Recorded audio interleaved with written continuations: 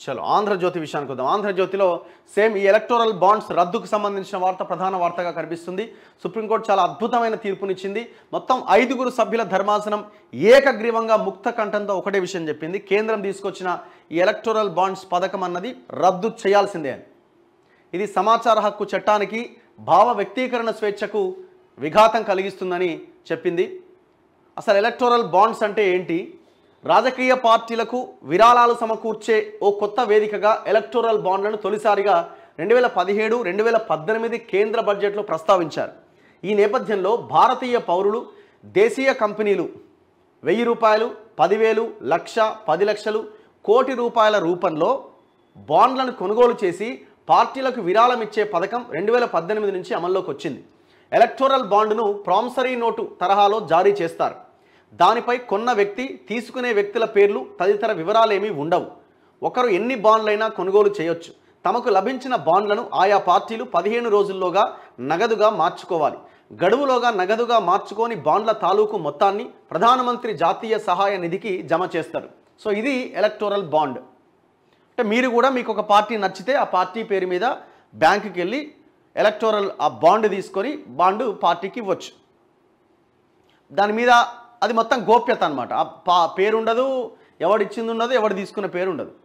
So ఇది రాజ్యాంగ విరుద్ధమని సుప్రీంకోర్టు చెప్తుంది. 100కి 100% రాజ్యాంగ విరుద్ధమే.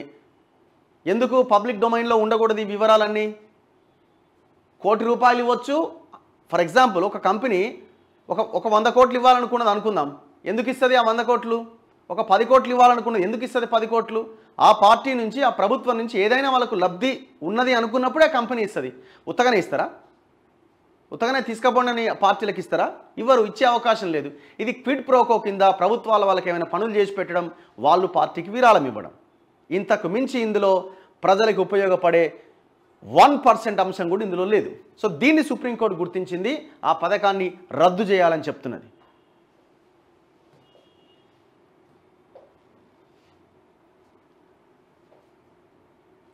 ఏమంటుంది? పారదర్శకత కోసమే దాతల భద్రత దృష్ట్యా పేర్లపైన గోప్యత. బీజేపీ నేత రవిశంకర్ ప్రసాద్ కోర్టు తీర్పును గౌరవిస్తామని వ్యాఖ్య. మైదానంలోనే లేని కాంగ్రెస్ విమర్శించడం ఏంటని ఎద్దేవా. ఇప్పుడు కాంగ్రెస్ విమర్శిస్తుందా, బీజేపీ అనుకూలమా, ఇంకొకట పార్టీలతో మనకు సంబంధం లేదు. ప్రజల యాంగిల్లో ఆలోచించినప్పుడు ఇది తప్పు. మీరు ఒకవేళ ఏ రూపాయి అయినా పార్టీ తీసుకుంటున్నప్పుడు ఆ పార్టీ 100కి 100% ఎవరిచ్చారు ఎవరు అన్నది టోటల్ పబ్లిక్ డొమైన్లో పెట్టాల్సింది. ఏముంది గోప్యత? ఇప్పుడు మీరు తీసుకున్న డబ్బులని ట్రాన్స్పరెంట్గా ఖర్చు పెడుతున్నప్పుడు, ఒక కంపెనీ మీకు డబ్బులు ఇచ్చినప్పుడు ఏం భద్రత? భద్రత ఏంటి?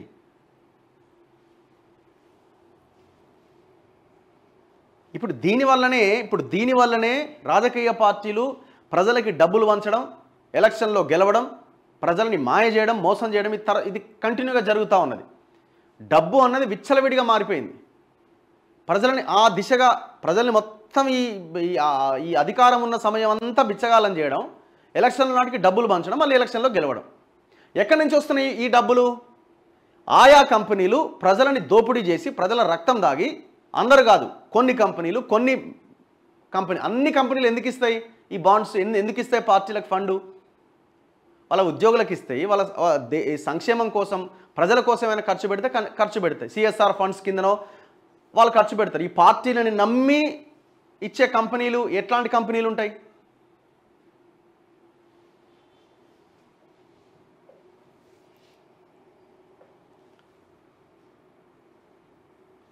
ఎన్నికల బాండ్లు అప్రజాస్వామికమని అప్పుడే చెప్పాం. కేంద్రం ఇకనైనా మోసపూరిత ఆలోచనలు మానుకోవాలి.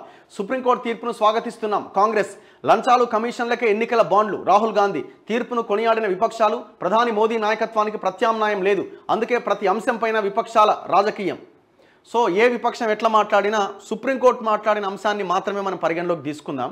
ఈ అపోజిషన్ పార్టీలు కూడా అధికారంలోకి వచ్చిన తర్వాత మళ్ళీ వాళ్ళు కూడా గిదే లెక్క ఉంటుంది. ఏ పార్టీని మనం ఎంకరేజ్ చేయడానికి కూడా వీలు లేకుండా ఉన్నది దేశంలో. 16,000 కోట్లట. 16,000 కోట్లు బాండ్ల ద్వారా పార్టీలకు వచ్చిన విరాళాల సొమ్ము ఇది. సింహభాగం బీజేపీకే.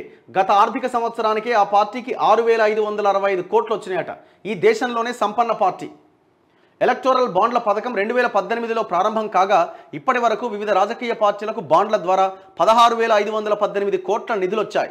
వీటిలో సింహభాగం బీజేపీకే దక్కినాయి. గత ఆర్థిక సంవత్సరం వరకు అన్ని పార్టీలకు కలిపి 12,000 కోట్లు లభిస్తే వీటిలో బీజేపీ వాటా 6,565 కోట్లు, అంటే 55%. 2023-24 ఆర్థిక సంవత్సరం బాండ్ల వివరాలు పార్టీల వారీగా ఇంకా వెల్లడి కాలేదు. ఆ పార్టీలు వార్షిక ఆడిట్ రిపోర్ట్లను ఎన్నికల సంఘానికి సమర్పించిన తర్వాతనే ఆ వివరాలు తెలుస్తాయి.